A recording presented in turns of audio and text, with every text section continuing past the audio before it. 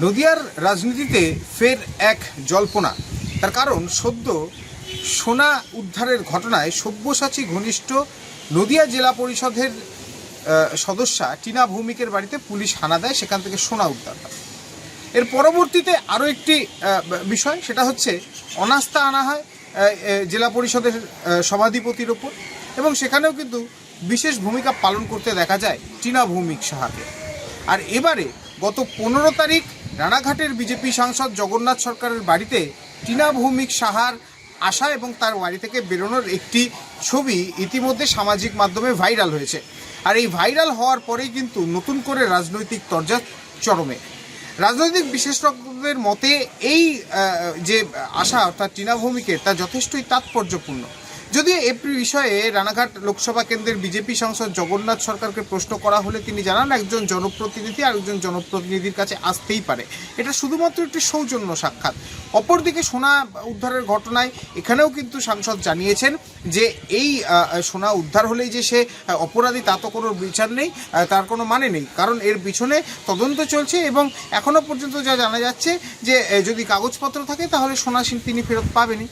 অপরদিকে যখন এই জেলা পরিষদের নতুন সভাধিপতি গঠনকে কেন্দ্র করে বিজেপি জানাচ্ছে যে তারা প্রার্থী দেবে সেখানে, এবং তার আগেই এই টিনা ভৌমিক সাহার সাংসদের বাড়িতে আসা প্রসঙ্গে প্রশ্ন করা হলে সাংসদ জানাচ্ছেন, যদি সত্যিকারের ভোট হতো তাহলে তৃণমূল কংগ্রেস রানাঘাট দক্ষিণ সাংগঠনিক জেলা হোক বা নদিয়াতে কোনো জায়গাতেই জিততে পারতো না। কিন্তু এই ঘটনার সঙ্গে কোনো রকমভাবেই এই জেলা পরিষদের বোর্ড গঠনের বা সভাধিপতি গঠনের কোনো রকম বিষয় নেই।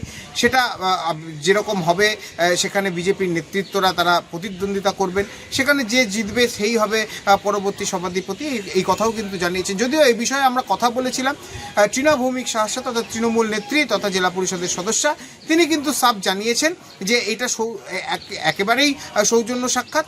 আমরা যখন জানতে চাই যে তিনি আপনার এলাকার সাংসদ পর্যন্ত না, সেক্ষেত্রে কেন বলছেন, কেন গিয়েছিলেন, তিনি জানাচ্ছেন যে একেবারেই তিনি এলাকার না হলেও তিনি একজন পুরনো দিনের এবং একদম বিশিষ্ট সাংসদ, তার কাছে তিনি একজন জনপ্রতিনিধি হিসেবেই গিয়েছিলেন এবং তার সঙ্গে সঙ্গে এই বিষয়ে তিনি জাস্ট একটা দেখা করার জন্যই গেছিলেন। কিন্তু এই বিষয়েও পুরোপুরি রাজনৈতিক জল্পনা তিনি উড়িয়েছেন। অপরদিকে সদ্য 10 তারিখে একটি পোস্ট টিনা ভৌমিক সাহা তিনি সামাজিক মাধ্যমে করেছিলেন, থ্যাংক ইউ দাদা। এই থ্যাংক ইউ দাদা বিষয়েও প্রশ্ন করা হলে টিনা ভৌমিক সাহা তিনি কিন্তু জানিয়েছেন তিনি কাকে দাদা বলবেন কি বলবেন সেটা তার ব্যক্তিগত ব্যাপার, তবে এই বিষয়ে কোনো রকম রাজনৈতিক বিষয় নয়। দাদা, গত 15 তারিখের একটি ছবি ভাইরাল হয়েছে সামাজিক মাধ্যমে, যেখানে দেখা যাচ্ছে কিছুদিন আগে যার নাম উঠে এসেছিল তৃণমূল নেতা সব্যসাচী দত্তের বিষয়ে, অর্থাৎ কৃষ্ণনগরের ওদিকের যিনি জেলা পরিষদের সদস্য রয়েছেন টিনা ভৌমিক সাহা, যার কাছ থেকে একাধিক সোনা উদ্ধার করেছিল পুলিশ, এবং সেখানে তার পরবর্তীতে দেখা গেছে যে তিনি পুলিশের কাছেও গেছিলেন, এই তদন্তের বিষয়ে তাকে তলবও করা হয়েছিল, এবং পরবর্তীতে জেলা পরিষদ প্রসঙ্গে রীতিমতো তিনি সভাধিপতি হওয়ার বা সভাধিপতিকে পদচ্যুত করার জন্য রীতিমতো তারও একটি ভূমিকা দেখা গেছে। পরবর্তীতে বর্তমানে সভাধিপতি নেই জেলা পরিষদের, কিন্তু তিনি তৃণমূল নেত্রী হয়েও আপনার কাছে এসেছিলেন, সেই একটি ছবি আপনার বাড়ি থেকে বেরোনোর, সেটা ভাইরাল হয়েছে। সেক্ষেত্রে এরা কি ভালো তৃণমূল হওয়ার জন্যই কি আপনাদের কাছে আসছে?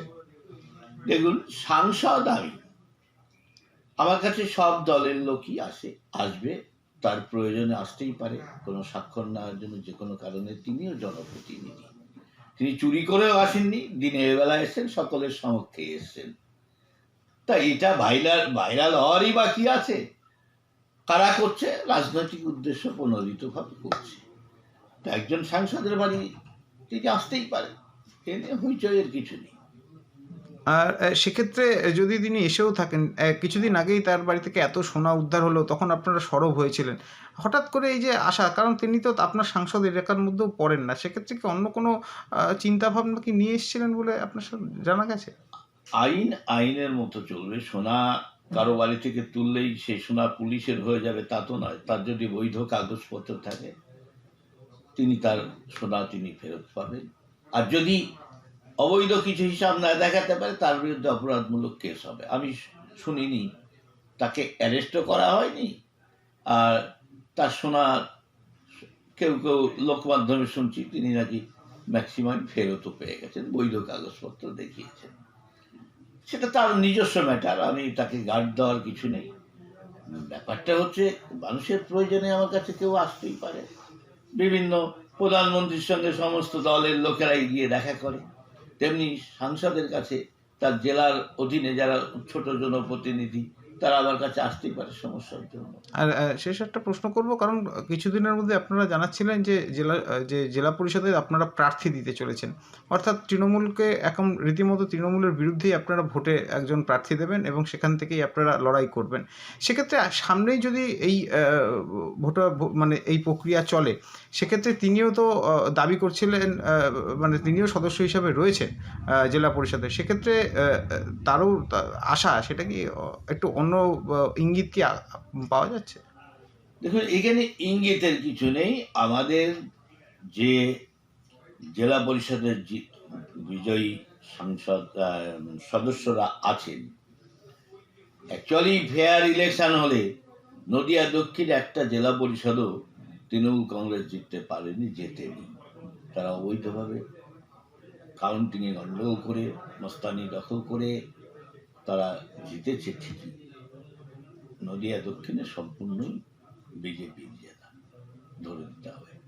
উত্তরেও বহু জায়গায় আমাদের ক্যান্ডিডেটরাই জিতেছিল, সেখানে রেজাল্ট ঠিক নেওয়া করে, এটা সকলেই জানে। আমরা জেলা পরিষদ অবশ্যই আমরাই সংখ্যাগরিষ্ঠ পেতাম নদিয়া জেলায়, এটা হয়নি। তাই আমাদের যে সদস্যরা আছে তারা নির্বাচনে লড়বে, তাতে কজনা সমর্থন পাবে, কজনা ভোট পাবে দেখা যাক, আমরা জিততে পারি কিনা।